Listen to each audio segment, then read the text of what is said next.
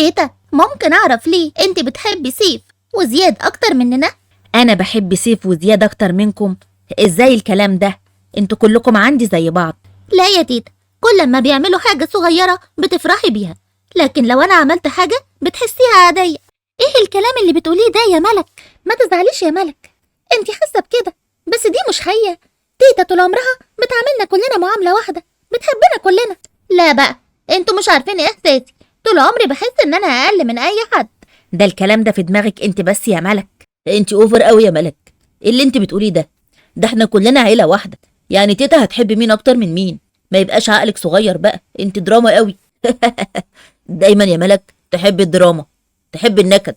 والله صحيح. شفت بقى يا تيتا؟ اهو بقيتي مبسوطة بكلامهم ومش عاجبك كلامي، واوقات بقى بيضايقوني وانت مش بتقولي لهم حاجة. خلاص يا ملك، قدام الكل اهو، لو ضايقناكي بحاجه احنا اسفين.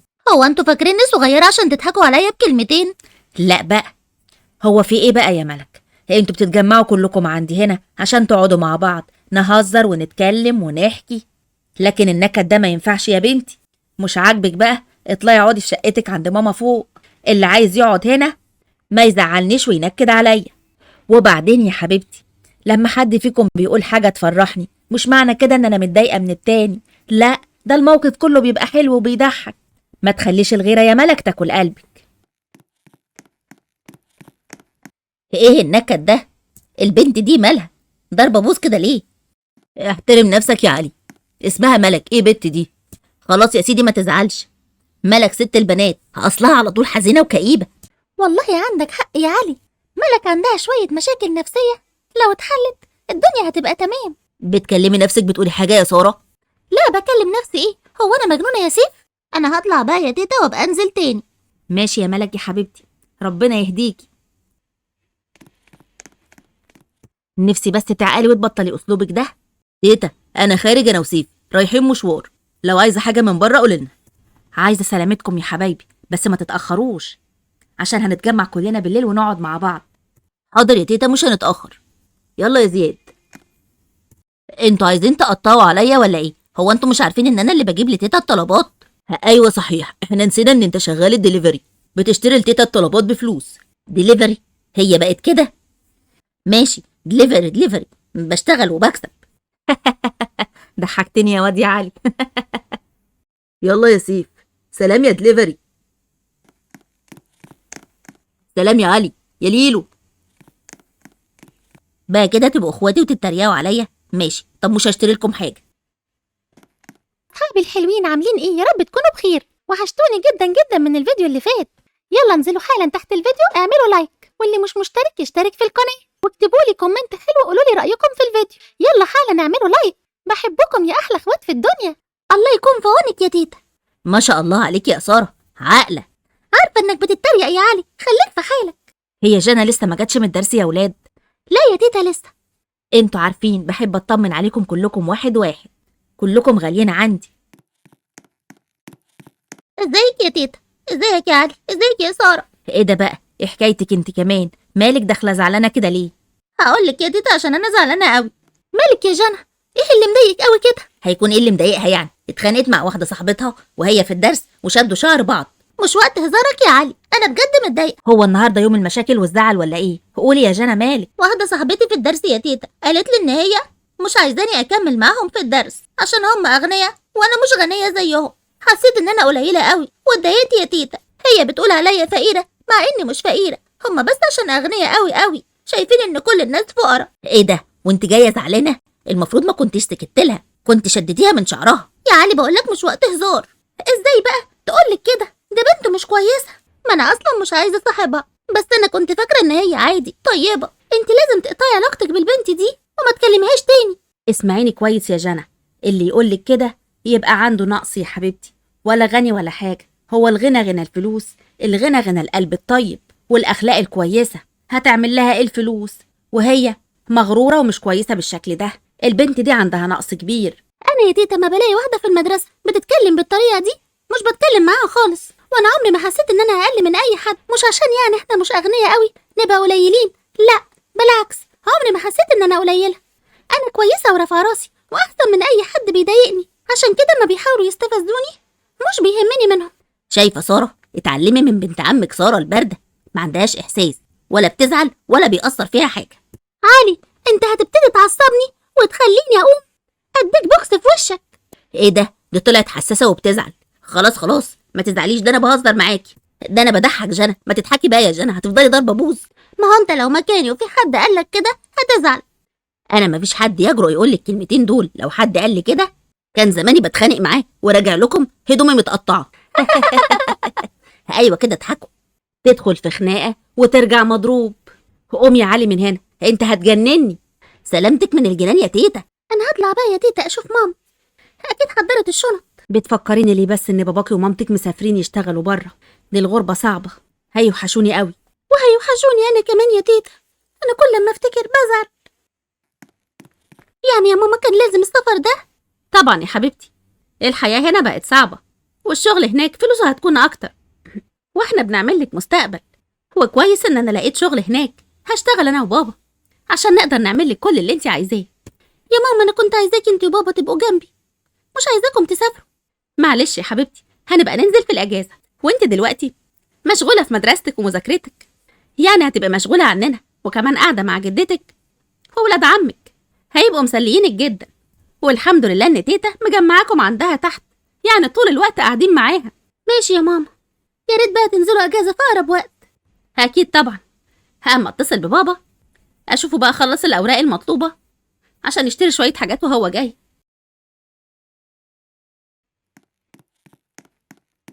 عارفه البنت دي اسمها ساره، باباها ومامتها مسافرين وسايبينها لوحدها عايشه مع جدتها. واضح ان باباها ومامتها مش بيحبوها عشان كده ما اخدوهاش معاهم. هو انتوا بتتكلموا عليا ليه؟ مالكم ومالي؟ احنا اصلا مش اصحاب، وما تتكلموش عن بابا وماما. احنا اصلا ما اتكلمناش معاك وما وجهنالكيش كلام. هو انت بتتلككي ولا ايه؟ شكلك كده عايزه تتخانقي. انا هعديها المره دي، بس لو سمعتكم بتتكلموا عني وبترخموا عليا مش هيحصل كويس، وكمان هشتكي للمدير. مالك يا ساره؟ في بنتين رخمين معايا في الفصل كانوا بيتكلموا عني، وسمعتهم بيقولوا ان بابا وماما مسافرين وسايبيني ومش بيحبوني ومش مهتمين بيا. هما البنات بقوا مرخمين ومغرورين كده ليه؟ صاحبتي تضايقني في الدرس واصحابك يضايقوكي هنا في المدرسه، احنا المفروض بعد كده اي حد يضايقنا نضربه، وهنفضل بقى كل ما حد يضايق حد يروح يتخانق معاه، وهتبقى مشاكل كبيره. انا قلت لهم لو عملوا كده تاني مش هسكت، وكمان هقول للمدير. ايوه احسن برضو. تعالي بقى نشوف مالك فين. وحشتني يا بابا انت وماما.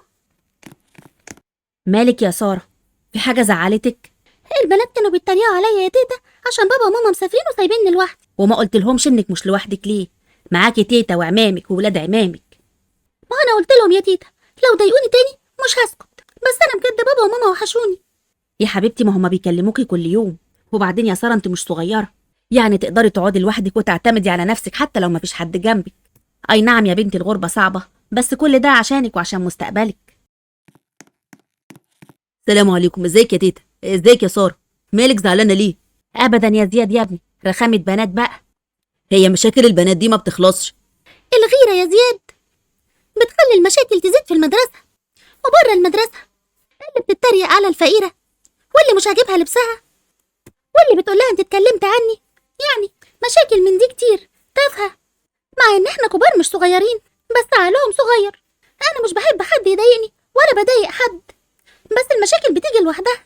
قولي لي بس مين اللي مزعلك وانا ربيها واعلمها الادب، احنا اخواتك وجنبك. ربنا يخليك ليا يا زياد، بس هي مشاكل بنات. للاسف ما تعلموش الادب، وما فيش حد يربيهم، لا اب بقى ولا ام. على العموم ولا يهمك ولا تزعلي نفسك، يلا ادخلي غيري لبسك وارتاحي شويه لحد ما كلنا نتجمع وناكل مع بعض. حاضر يا تيتا. فعلا المفروض البنات يدخلوا كلهم الجيش، هيتعلموا الادب ومش هيبقى عندهم وقت يغيروا من بعض. صحيح يا زياد، احنا هنطالب بدخولهم للجيش. مين اللي وقع اللبس بتاعي على الارض؟ اتكلموا انتوا الاتنين، مين بس اللي هيوقع لبسك يا ملك؟ اكيد انت ما خدتيش بالك ووقع منك. لا انتوا قاصدين توقعوه، انتوا مش مهتمين بحاجتي اصلا. هو انتوا ما ينفعش تتعلموا تحافظوا على حاجه غيركم؟ يعني قصدك ان احنا اللي رامينا اللبس بتاعك واحنا هنرميه ليه؟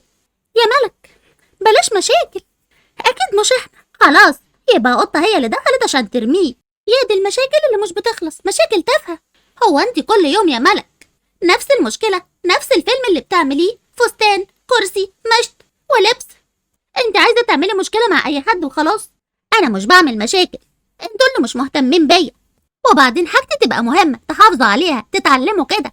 طبعا يا ملك انت اهم واحدة في البيت، لازم كلنا ناخد بالنا من تصرفاتنا. على العموم يا ملك احنا ما عملناش حاجة، عايزة تصدقي صدقي، مش عايزة براحتك، انا تعبت وزهقت من المشاكل. يا سلام عليكي، كل مرة بتلعبي دور الضحية وكأن احنا مفتريين، وعايزة تعملي نفسك العاقلة عشان تيتا تحبك اكتر. ملك هو انت مجنونة؟ كل شوية تقولي نفس الكلام، احنا زهقنا من الافلام والحوارات اللي بتعمليها دي. عنده حق علي، يقول عليكي نكد وبتحب الدراما كتير. نفسي نعيش حياة هادية شوية بدل المشاكل دي. مش كفاية ان بابا وماما مسافرين وسايبيني؟ خلاص يا سارة ما تزعليش، انا اسفة، معلش يا سارة، ما تضايقيش نفسك، احنا كلنا معاكي وجنبك. ولو سمحتي يا ملك اتكلمي كل مرة باسلوب احسن من كده. انت دايما حاسة ان احنا مضايقينك وبنعمل مشاكل معاكي، مع ان كل اللي في دماغك اوهام. وبعدين انت ممكن تطلعي تقعدي فوق وما تنزليش تقعدي معانا اما نبقى متجمعين عند تيتا.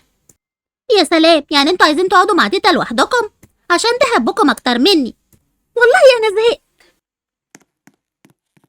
مبسوطة كده؟ زعلتي سارة؟ مع ان هي بتحاول ما تزعلش حد فينا. وبعدين ما خلاص بقى، انا اعتذرت لها، عايزين ايه تاني؟ مش عايزين حاجة، تاخدي بالك من كلامك بعد كده. ممكن افهم بقى صوتكم عالي وبتتخانقوا ليه؟ ملك يا تيتا قالت ان احنا بنرمي اللبس بتاعها على الارض، وقلنا لها ان مشاهدة بس مش مصدقة. مش هيكدبوا عليكي يا ملك، هي المفروض تصدقيهم. جايز علي دخل الأوضة بيجيب حاجة والهدوم وقعت، ولا جايز وأنا بعمل حاجة ما أخدتش بالي. ليه بس كل شوية مشكلة؟ يا بنات انتوا مش صغيرين، انتوا عارفين الحل ايه؟ هطردكم كلكم، كل واحد يطلع في شقته فوق، ومفيش حد يقعد هنا غير سارة. انا ما قصدتش يا تيتا. كل مرة تعملي مشكلة وتقولي نفس الكلام. اسمعيني كويس يا ملك، احنا يا بنتي لازم كلنا نحب بعض، ومهما كنا بنحب بعض المشاكل هتيجي. المشكلة بقى مش في ان المشكلة تيجي، المشكلة ان ما نعرفش نحلها ونوقف الدنيا عشان حاجة بسيطة. ولما تزعلوا من بعض وكل واحدة فيكم تبقى لوحدها هتبقوا مبسوطين؟ لا يا تيتا طبعا، احنا عايزين نبقى كلنا مع بعض. يبقى نحب بعض ونحترم بعض ونشيل الغيرة دي من قلوبنا. يلا بقى اعتذروا لبعض وخليكم كويسين. تيتا. نعم يا سارة، عايزة ايه؟ هنزل المكتبة اشتري كراسات محتاجاها. طيب يا حبيبتي روحي وما تتأخريش. خديني معاكي يا سارة، انا كمان عايزة اروح المكتبة. ماشي يا جنى. خدوا بالكم من نفسكم يا بنات، كنتوا قلتوا لزياد وسيف يجيبوا لكم اللي انتوا عايزينه، ما هم كانوا بره. ممكن يتأخروا يا تيتا، وانا عايزة الكراسات دلوقتي، ما تقلقيش علينا. يلا يا جنى. رايح فين يا قمر انت وهو؟ ما تيجوا تقعدوا معانا، انا عازمكم على حاجه تشربوها. احترم نفسك انت وهو، انتوا اتجننتوا ولا ايه؟ خلاص يا جنى يلا نمشي، ما ترديش عليهم. لا سيبيني اربيهم. تربي مين يا حلوه؟ قلتلك تعالي اقعدي معانا، انا عازمكم على حاجه تشربوها. قلت لك احترم نفسك. عيب ما تتكلمش بالطريقه دي. ايه ده؟ ساره وجنى. زياد تعالى لي بسرعه عند مطعم البرجر. ليه يا ابني؟ ما احنا قاعدين في القهوه وخلاص هنا. تعالى حالا. ساره وجنى، في شباب بيعكسوهم.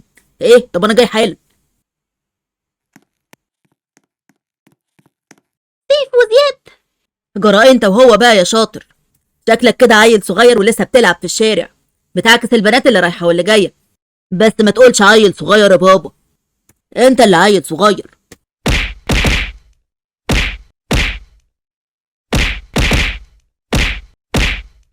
انا هربيك، لا ده انا اللي هعلمك الادب. يا نهار ابيض، انا لازم اتصل بالشرطه، دول هيكسروا الترابيزات، دي خناقه جامده. الو النجده، خناقه عند مطعم البرجر يا حضره الضابط. طيب تمام احنا جايين حالا. للاسف يا بنات انتوا غلطتوا، ما كانش المفروض تردوا عليهم. هما اللي بدأوا بأسلوب مش كويس، وانا بصراحه ما كنتش عايزه ارد، بس جنى اتضايقت منهم جدا. وانتوا بقى اي حاجه تحصل هتمسكوا في خناقه بعض في الشارع؟ امال احنا لازمتنا ايه؟ كان المفروض تاخدوا البنات وترجعوا البيت وتيجوا تعملوا شكوى. غصب عننا يا حضره الضابط، احنا ما قدرناش نشوفهم بيتعكسوا، دول بنات عمنا يعني اخواتنا. انا مقدر طبعا، واي حد مكانكم كان هيعمل كده، بس برضه الموضوع ما يوصلش للدرجه دي. كنتوا اكتفيتوا بس ان انتوا تهددوهم ان انتوا هتبلغوا الشرطه، واخدتوا البنات ومشيتوا. الموضوع كان ممكن يكبر اكتر من كده، وكان ممكن يحصل مصيبة. الغلط الأكبر كان عندي يا حضرة الضابط، ما كانش فعلا المفروض أرد. كان ممكن نتصل بالشرطة واحنا واقفين مكاننا عشان تيجوا تقبضوا عليهم. من حسن حظكم ان في كاميرات وصورت كل حاجة، وان هما اللي بدأوا بالكلام معاكم، عشان كده احنا قبضنا عليهم. تقدروا تتفضلوا تمشوا. شكرا يا حضرة الضابط. احنا متشكرين لحضرتك يا حضرة الضابط، وان شاء الله الموضوع مش هيتكرر تاني. يلا يا بنات.